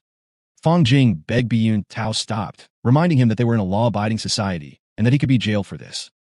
Fortunately, it worked, and he let go of the scoundrel who dared to deceive his patients. With his last strength, the scoundrel tried to crawl away to avoid even greater punishment. Zhang Yang, coughing from suffocation, waited for the guards to arrive, realizing that the end awaited him, since the man who wanted to kill him was already nearby. A crowd of people began to gather outside the office to protect the doctor from his attacker. Zhang Yang, like a madman, began to laugh and shout that death had already come for him. All these events took place in Jiangbi Hospital, where there was 24-hour security. None of the doctors understood what was happening to Dr. Zhang and why he had called so many security guards. Trying to escape, the doctor shouted at the guards to save him, as he was powerless against such a strong opponent. The manager came, and Zhang Yang started complaining to him that the guy who came into the office was going to kill him. Crying, the doctor said he was afraid that others like him might come to the hospital. Because of this incident, Du Ruish was furious to see his doctor lying on the floor, begging for help. Coming down to Zhang Yang, the dean of the hospital apologized for what happened, acknowledging it as the negligence of their institution, and he reminded that Zhang Yang was soon going to join the Jiangnan Medical Association, and emphasized that such incidents not should repeat. The dean tried to convince the man not to worry, assuring him that those who disrespected Zhang Yang would receive the punishment they deserved. After this, the dean ordered the security to detain the attacker and take him to the police station. Fong Jing stood up for the protagonist, claiming that she was a police officer and demanded that what was happening be stopped. The dean laughed, not believing Fong Jing's words, and pointed out that if she really was a police officer, she would be better off handing the attacker over to the guards. At that moment, the girl realized what was happening in the hospital. It was obvious that the dean was covering for the liar, and the protagonist wanted to get to the bottom of this situation. The guy also wanted to see how the security would deal with the attacker, not knowing his strength. Meanwhile, at Lin Hospital, two elderly men sat nearby, expressing their dissatisfaction. The whole time, Lin Shui was thinking that this guy might have used the almost extinct head physician, and it was unknown whether he was really the descendant of that mysterious old man. Suddenly, it occurred to the old man that he needed to see something. Because of this, he decided to call Ian Air to go to the CCTV room. Sometime later, the events continued in the video surveillance room. The hospital owner literally went crazy when he saw his competitor nearby in the CCTV room and wondered if this bald old man would really watch the footage from the cameras with them. In Lin Changtian's opinion, this information was not confidential because this young man was also not from their hospital. Moreover, it was extremely strange that CCTV cameras were installed in the wards, which is why the man, offended by this, was going to complain. Once again, the two rivals began to argue with each other. Lin Shui ordered the bald bastard not to talk nonsense, because this was originally just a massage parlor. Meanwhile, the girl exclaimed that she had finally found the CCTV footage. As soon as they saw what was happening at the moment when acupuncture was performed, they were immediately amazed by what was happening. The CCTV footage showed Biyun Tao performs acupuncture. However, given that effective acupuncture requires the patient to be undressed, the girl immediately felt embarrassed and asked the men to watch the recording alone. At the same time, the embarrassed girl decided to go to work, realizing that there was no longer any reason for her to stay there. It was not a pleasant sight, as the footage showed a man who nearly lost his life. After watching the camera footage, the elders decided to return to the hospital. The experienced doctor understood that this was the technique of the 9-turn needle, the same as that of the mysterious old man. The competitor began to realize that another expert had appeared, albeit a very young one, and Lin Changtian was going to find a way to recruit him. Both elderly men pondered how to attract such a desirable employee. Suddenly, the hospital owner's phone rang, and apparently, it was a very important call. Lin Changtian immediately answered the phone, and it turned out to be his granddaughter, who was shouting that Biyun Tao got into trouble at Jiangbei Hospital and the dean wants to arrest him, so Lin Shui asked Grandpa to come to the scene as soon as possible. Immediately after this, during a telephone conversation, strange sounds were heard, as if someone was fighting, and the man began to panic even more. Angry, the grandfather decided to turn to his competitor to say a few kind words to him. Lin Changtian thought that his rival was deliberately trying to harm the savior, and advised him to call the dean of his hospital to prevent this. Otherwise, the old man himself intended to carry out justice. Hearing this, Fang Lin couldn't understand why this guy was in Jiangbei Hospital when he was here just recently. Taking his phone, the man thought about how to resolve this conflict and who to call first to free the guy. However, Fan realized that the old man was blaming him and called him a scoundrel because every time something happened, he immediately blamed the people nearby. Two old men rushed to the hospital to save the young man who was really good at Chinese medicine. At this time, events continued to unfold at Jiangbei Hospital. The brave hero managed to defeat all the guards who tried to attack him and remained safe and sound. The doctor and the administrator were amazed by what was happening. They could not even imagine that an ordinary person could defeat an entire squad of experienced fighters. The leader was filled with nothing but anger and fury, and he thought about how to take revenge on the young man. In turn, the guy also closely watched the enemies and asked if they really didn't like something. Shui watched the scene unfold. She came to the conclusion that there really was a monster standing in front of them. The officer also began to panic, realizing that ordinary people were not capable of such a thing, and the special forces were not as strong as this guy. The beaten doctor also began to panic, seeing that his plan had failed. The hospital manager could not come to terms with his defeat by the enemies and began to say that the guy had already insulted him twice, and in his opinion, a country bumpkin like him only knew how to swing his fists, and he had no right to do anything if he knew how to fight. Biyun Tao, looking around, decided to ask a counter question, asking who was behind everything that was happening. Sitting down on a chair, the hero wanted to ask the owner of the hospital why he hires such scoundrels and charlatans for such positions. This statement made the administrator tremble, and he began to panic again, not believing that this impudent guy would stay here and wait for the owner of the hospital. Feeling very anxious, the administrator decided to call the main owner and ask the guy to wait. I called Lin Changtian, but he deliberately ignored the call, not wanting to talk to the administrator. Immediately after that, the old man asked his driver to hurry up and get to the hospital faster than Lin Shui. Thus, the hospital owner did not answer the call because he rejected the call. This caused even more panic in the administrator, as he no longer knew how to proceed. The patients also began to panic, wanting to know what happened in the office, and other doctors told them that a man had beaten up Dr. Zhang because of a patient. A few minutes later, the owner of the hospital arrived, accompanied by security, and he immediately asked where the dean was. Everyone around understood that he was their sponsor and co-owner of the hospital, and the money was always good. The nurse politely pointed out to the man that the dean was inside the office. The scoundrel looked at the old man with excitement and was glad to see him, and he apologized for disturbing him and explained that he had not expected his arrival so soon. The administrator also reported that the thief in the office attacked Dr. Zhang and beat up the guards. The impudent man also mentioned that this guy was quite capable since even the security couldn't kick him out, and he didn't expect Lin Changtian to help them in this situation. All this time the man remained silent, only carefully watching the expression on his ward's face. This look frightened the fat man even more, and he began to get nervous, not understanding what the real problem was. Soon, Lin Chantian hit the impudent administrator hard, threatening to kill him. All witnesses of this conflict were shocked, not understanding why the owner of the hospital was behaving this way. The older man became enraged and told the administration that no one had the right to say a bad word about this guy. Lying on the floor, the administrator could not understand what was happening. He only held his sore cheek. After turning to his supervisor, the dean decided to find out what happened and who this guy really was. The man shrugged and explained that it was Mr. Byun Tao, the distinguished guest who saved his son. After this, the administrator, lying on the floor, had to realize why he was being punished. The administrator, starting to cry, tried to justify himself, saying that he did not know about this and now wanted to apologize. On all fours, the villain turned to the hero, saying that he was very sorry and apologized. The young man did not immediately decide to forgive this scoundrel, first thinking whether he should forgive him in this situation. Getting even more nervous, the man began to wait, realizing that his fate and career depended on this guy's decision. The hospital owner continued to watch everything that was happening to understand what fate awaited the pathetic administrator. Suddenly, the fat bastard declared that it was all Dr. Zhang Yang's fault for offending the important guest. The doctor tried his best to justify himself and asked to first listen to his apologies and explanation of the whole situation. At the same time, someone very important was approaching along the hospital corridor, wanting to be present at the scene. Those present saw someone very familiar approaching the office, but did not immediately determine who it was. Seeing the elderly man, they realized that it was President Lin Chantian, who also wanted to influence the resolution of this conflict. Feeling furious and angry, the influential man addressed the crowd, asking where Byun could be found. Tao. Sensing something terrible, only one doctor decided to point his finger at the office where the young man was.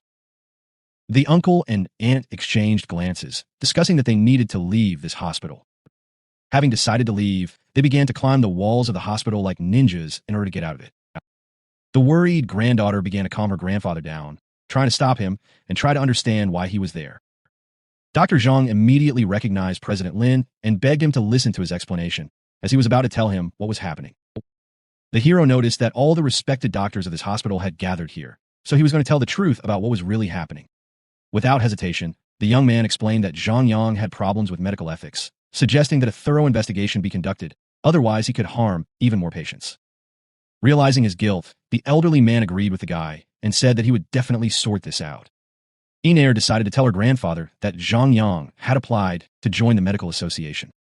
As a result, the man decided that since Byun Tao admitted his problems with medical ethics, and this doctor will be permanently banned from joining the association.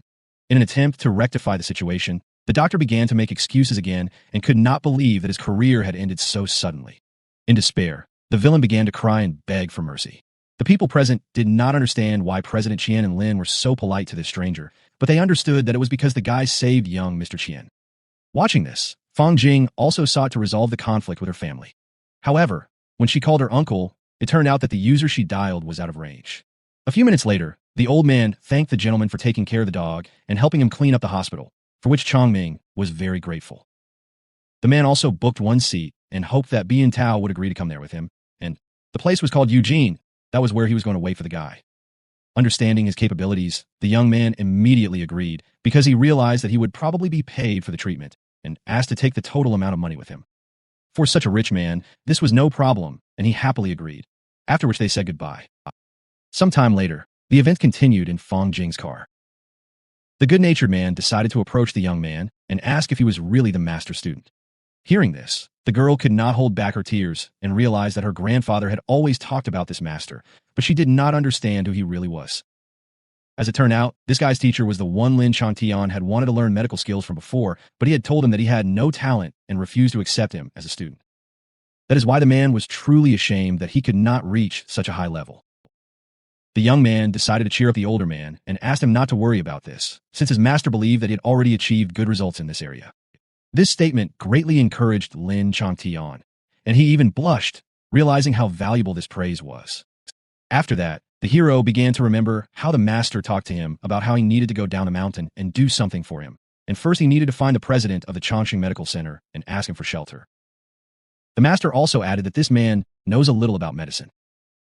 The events continued at Lin Hospital, where two sisters overheard a conversation between their grandfather and a top Chinese medicine doctor. In the end, the man decided to ask the boy why his master had sent him here, as if he wanted to convey something important. And indeed, the guy began to take something out of his pocket. It turned out to be a scroll intended for the owner of this hospital.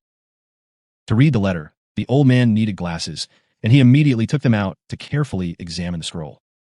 After reading the letter, Lin Changtian declared that the boy could enjoy his time here as his master had requested it. Therefore, Yin Er and Lin Shui had to arrange a room for him, and the man hoped that he could find him a place to live so that he could get used to the city. This was great news for the boy, and he thanked the old man for his concern. Listening to the conversation, the girls couldn't believe that their grandfather actually allowed the guy to stay here, although they understood that his skills were excellent, and perhaps this was the right decision. But the younger sister was angry, feeling that her younger sister had betrayed her even though she had spoken the truth. Opening the door, the guy saw that the girls were standing nearby, arguing. After greeting them in a friendly manner, the guy introduced himself as Biyun Tao. The older sister showed no interest, as she was skeptical of him, believing that he could not be a better doctor than her. The younger sister explained that he should not pay attention to her because of her character. A little nervous, she led him to his new room so he could get settled. Looking at his new home, the guy was surprised, imagining how one could survive in the city without money. Yin-Er explained that they rent land from the government and are not as rich as they appear, while the man he saved is truly rich. The boy was shocked to learn that the old man whose son he saved owned a fortune worth tens of billions. Stepping aside, the guy thought about the fact that this client was so rich that it was worth asking for more money. He liked to think that he could ask for $1 million or $2 million because they were rich. Winking at the girl, he invited her to join him and go have dinner with that old man Sheen. It turned out that Yin-Er was interested but was going to warn her grandfather and sister. Right after Biyun Tao began to lean away, he expressed his desire for only her to go with him. Because their grandfather and Chongming are always yelling at each other, so it's better to do without him. Sometime later, events took place near the restaurant to which the main character was invited. Looking around, the young man could not believe that this place was so cool and the hotel nearby was really huge that they must charge huge amount for food there. Chongming's subordinates said that Biyun Tao is already waiting and he should come in. At the entrance to the building, the man met the savior together with his wife. They had been waiting for a long time.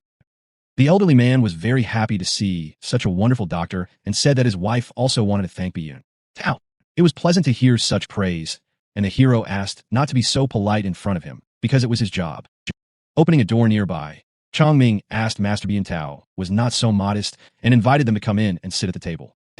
Entering the room, the young man noticed that something was wrong, as there were still people there. The question asked by the guy immediately attracted the attention of the elderly man. Who are all these people? As it turned out, they were Chongming's business partners. At first, the man was confused by this question, but then he explained that he wanted to introduce Biyun Tao with his business partners. Hearing this, the young man could not believe that they were really business partners, but the older man insisted on introducing them. The first person who looked very pompous and was smoking a cigar was Wei Dong, and he found it hard to believe that this was really the Dr. Chongming had spoken about earlier. However, the man extended his hand for a handshake as a sign of introduction. The hero, despite the reactions he saw, understood that he had to respond to this gesture. When Biyun Tao extended his hand, Wei Dong simply patted it, although a handshake was expected. What was happening really irritated the man, because he saw that such behavior was unacceptable. However, Chongming chose to ignore it and just laughed before introducing Biyun Tao to other business partners. Cheng was also nearby, Xiao, and he is not from Jiangnan, but already has a certain influence in this city, and yet the guy was not too happy about the old man's praise, because he knew that he was not that outstanding. The impudent fellow still couldn't understand why everyone was being introduced here. Also, Chen couldn't believe that this guy was actually a genius doctor. After all, even the children knew that as a doctor ages, he gains experience, and Chongming now implies that this young man, participating in the project, is only seeking profit, but Cheng was not going to let that happen. The old man decided to tell his partner that he might not know yet, and his son almost died, and Mr. Biyun Tao saved him from death, so you shouldn't look down on this guy because of his age, because he is very talented. The embarrassed girl behind him began to convince the hero that they should leave, since the people here were really unfriendly. The smart guy understood that even if they were despised, it would not stop them from achieving success, and their opinions should not be paid attention to. Watching the hero, the impudent man began to wonder what he was up to, and everyone suspected that Biyun Tao is planning something. The silent old man sat at the table all this time and listened to their conversation, drawing conclusions. The older man admitted that he did not know what skills the young man had, but he believes that this young guy will not be of much help for the current project. Realizing that he was out of his element, the young man declared that everything was decided and everyone made a decision. In fact, the hero understood that he was despised and that there was no place for him here. Looking into his eyes, the impudent man said that perhaps Byun Tao is a good doctor, but he is still a country bumpkin, and that changes everything, no matter how good he is. Because a village boy will never become such a successful doctor who will surpass other professionals in skills. Unlike Chongming, these men were all insiders and believed that there was no place for country bumpkins here. Suddenly, the hero noticed that his interlocutor was very ill. He may look strong on the outside, but inside he is sick and blind. Hearing this, the impudent man could not believe his ears and began to shout that he was strong both outside and inside. This man seemed to go crazy and started yelling that Byun Tao has gone crazy. Having knocked on the table, the experienced doctor noticed that the tips of his interlocutor's fingers had a grayish tint, and the veins were practically not visible, and these signs indicated a weak heart and circulatory failure. Recently, the man had been experiencing hypoxia and periodic dizziness. Understanding what the young man was saying, the interlocutor began to realize that he was probably right. The young man continued to pound the table, as if signaling that something was wrong. Turning again to the villain, the hero decided to find out whether he was right in this situation. Their eyes met, but the man did not want to admit it, and simply remained silent. The interlocutor realized that the young man would not be able to prove to him that he was really sick, and Chongming had made a mistake in choosing this inexperienced doctor. The old man also expressed the opinion that it was impossible to accurately determine an illness from one's fingertips, and everyone insisted that Chongming find a qualified doctor. Listening to this, the old man only remained silent, drawing conclusions from what was happening. In fact, Chongming noticed that Mr. Byun Tao was indeed certain that his interlocutor was ill, which testified to his high qualifications in medicine. The hero not only knew about his interlocutor's illness, but also understood that he would not live to be 30 years old. Today, as Byun Tao tried his best to expose the dishonest person and identify his illness.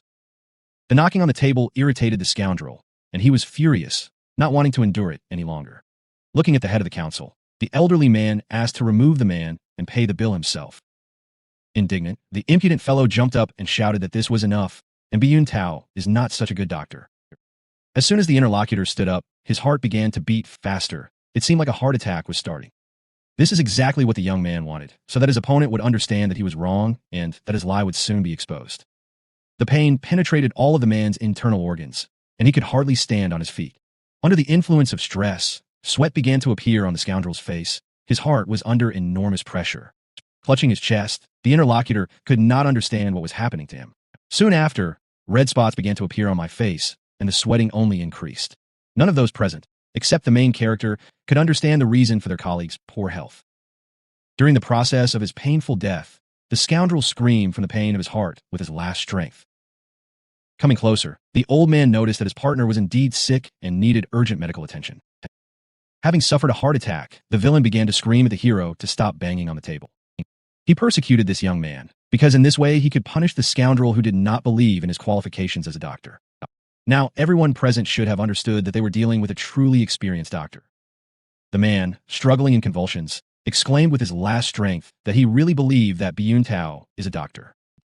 Starting to cry, he literally begged the protagonist to save him as soon as possible because he did not want to die. These screams echoed throughout the hotel as the business partner screamed at the top of his lungs. Suddenly, the young man exclaimed that he was not here to treat anyone, but if someone wanted to be treated, they should first make an appointment. Inair couldn't believe what had just happened, and she didn't understand why the young man's interlocutor felt so bad, as if it was some kind of black magic. Still, Chongming was very glad that Byun Tao was recognized by his partners, and now they truly believed that he was a real doctor. After laughing, the old man suggested that everyone should eat first, because today's meeting was organized to thank the master. Meanwhile, the scoundrel gradually began to feel better, and his heart attack gradually passed. Sometime later, Chongming thanked the young doctor for his visit and apologized for what happened. His wife was also very concerned about what happened, and she sincerely apologized for it. Fortunately, the scoundrel realized his guilt in this situation and asked his business partner not to be nervous, as he was going to atone for his guilt and take care of Mr. Byun Tao. Although this situation made the older man uneasy, he knew it was better than before. Thanking the young man, he handed him the gold card, saying that it was his little gift and that he should accept it. The main character's joy was visible to the naked eye, because he finally had money. With joy, Byun Tao took the gold card and asked to be treated as a best friend from now on. Although the man felt a little awkward, he was glad that such a talented doctor agreed to accept his gift. Thus, Chongming was about to leave and wished everyone a good evening. The old man immediately began to think about how to correct the situation that had happened earlier. Turning to the hero, he said that he would give him his business card, and if he needed help, he could call to get it. The old man also hoped for the possibility of cooperation in the future. It turned out that this elderly man was a professor from Yale University who had a high status in the city. The professor was impressed by the young man's skills and wished him luck, as it was time for him to leave.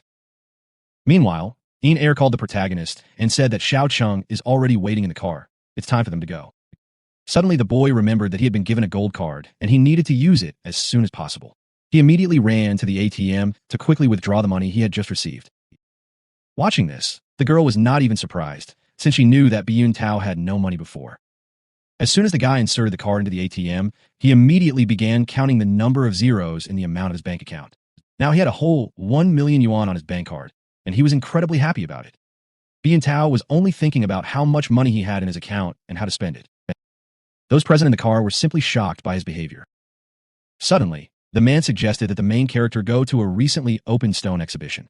For the hero, this was a really interesting proposal, since he had never heard of such exhibitions before. Even Inair was surprised that her friend didn't know about such stone exhibitions. There was nothing scary about it, really, and once they arrived, they would be able to see what the exhibition was all about. The worried man decided to find out whether he really only had until he was 30 years old to live. Feeling awkward, the young man explained that he was not a god and could not really be so accurate. The man was really scared by such a serious diagnosis, and he knew that Byun Tao likes to joke, but the patient will only be 25 this year, and the doctor said he only has 5 years to live. The hero could not hide the truth and said that his interlocutor would not live long because of heart problems, and if he was lucky, he would be able to live a few more years, but if he was unlucky, he would soon die.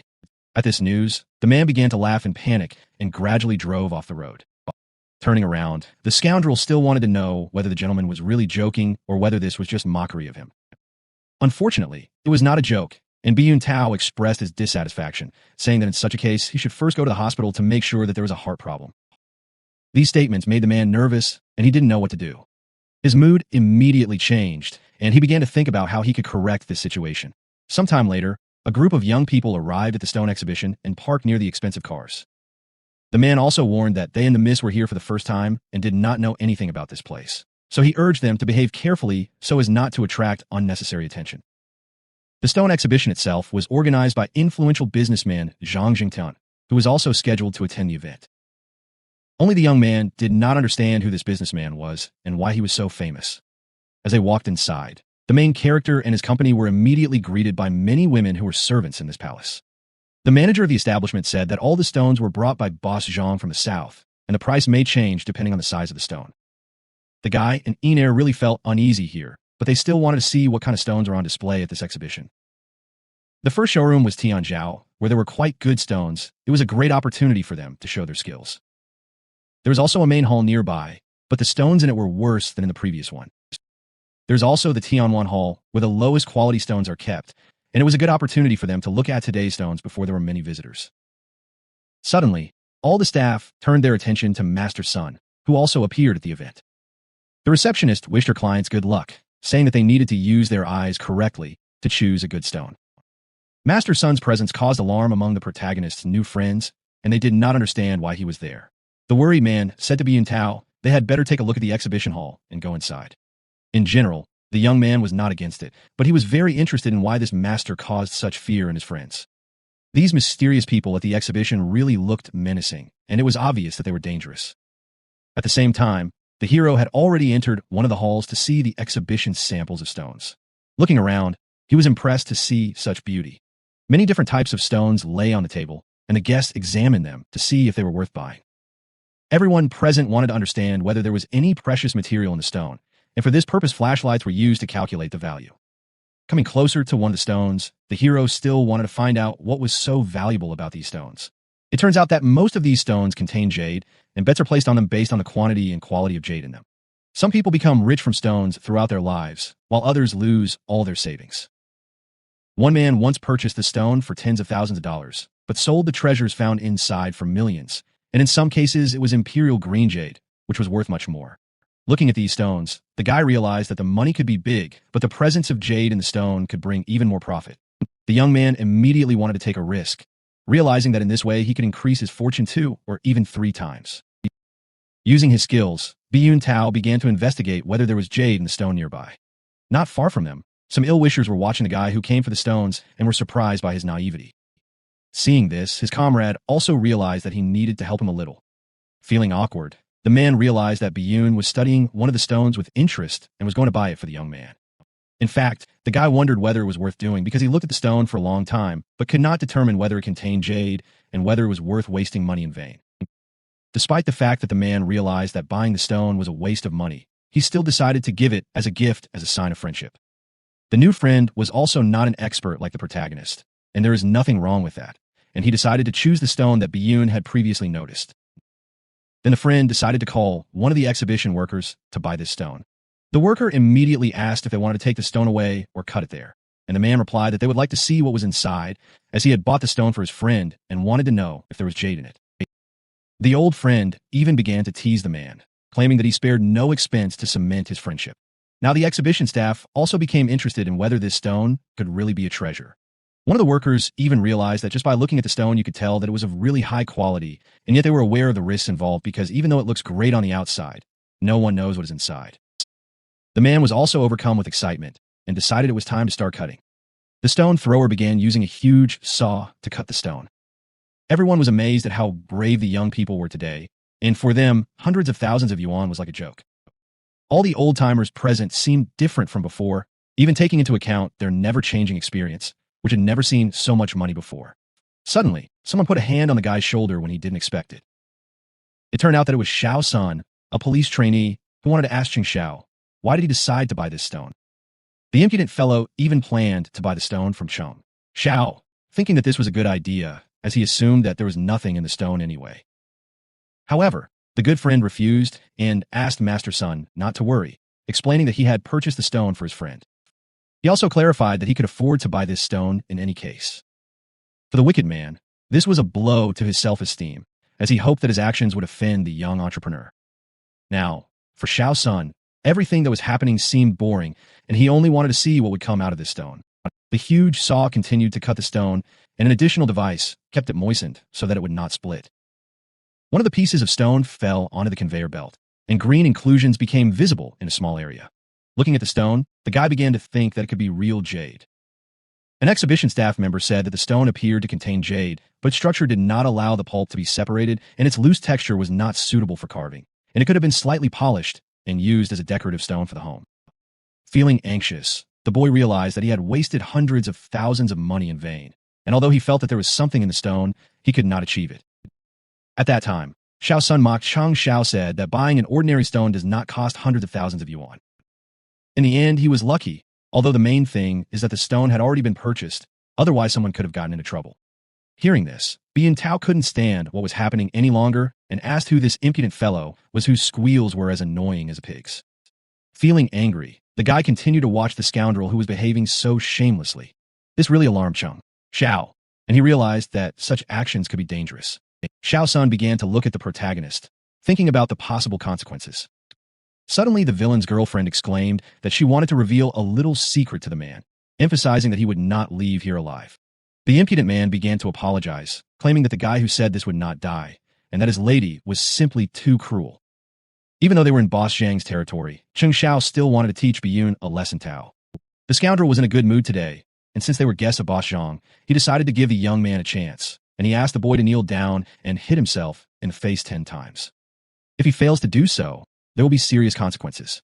After these words, the guy remained absolutely reactionless and continued to look at the impudent fellow.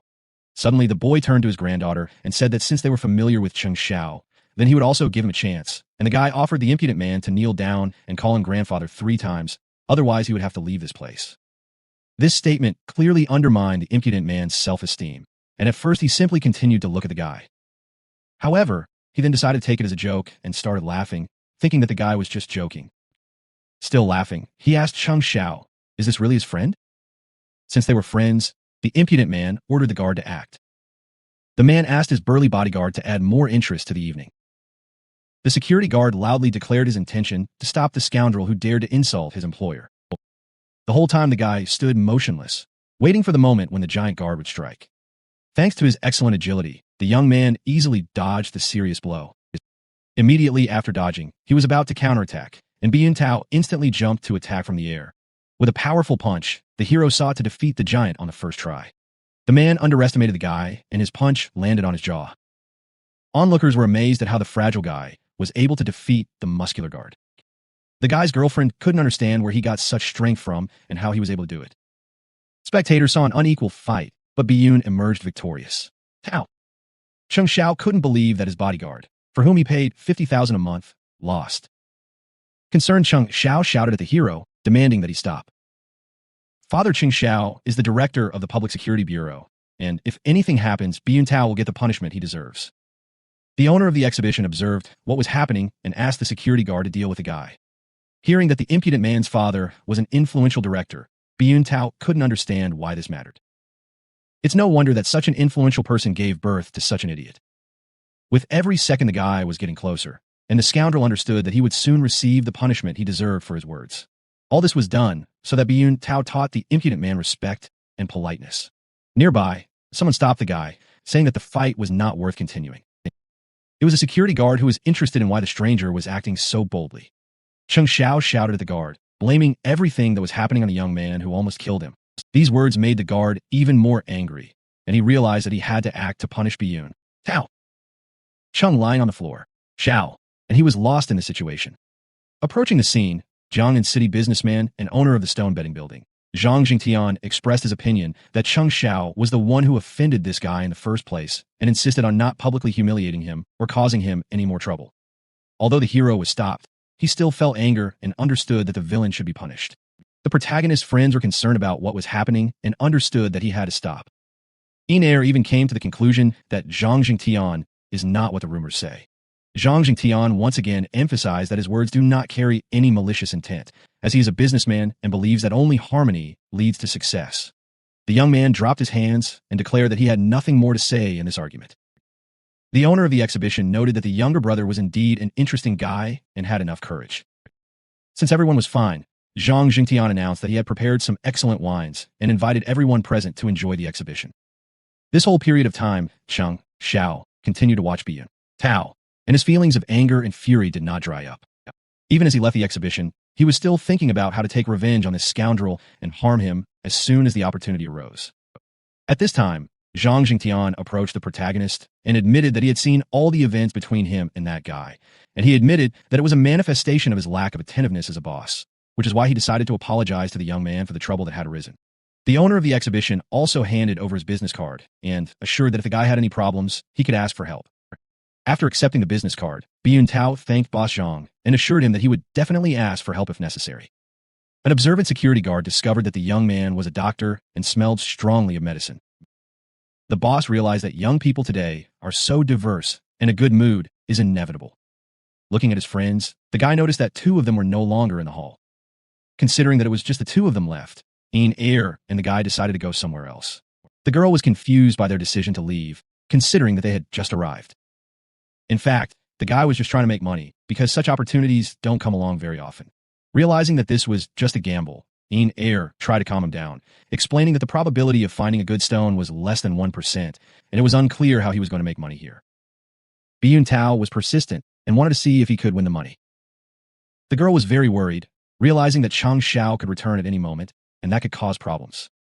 Looking back at his companion, the guy assured her that he had nothing to fear because he had strength, and his people would not let him be offended. Sometime later, events unfolded in one of the halls, where jade had already been discovered in the third section. Those present were shocked to see that the boy was indeed talented, although he had deliberately chosen a few bad stones to avoid suspicion, and yet his secret would probably soon be revealed.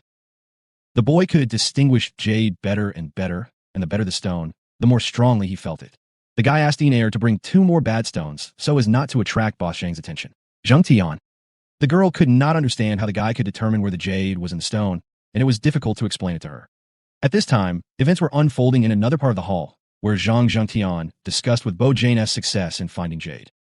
Jian's intuition Jianfeng was on top today, and he only spent 2 million to create a jade worth 6 or 7 million. It turned out that no one dared to buy the stones that he noticed. This talent irritated Zhang Tian, but since the man was his guest, he could only wish him luck. It was a good idea for the guest, and he was pleased with his findings.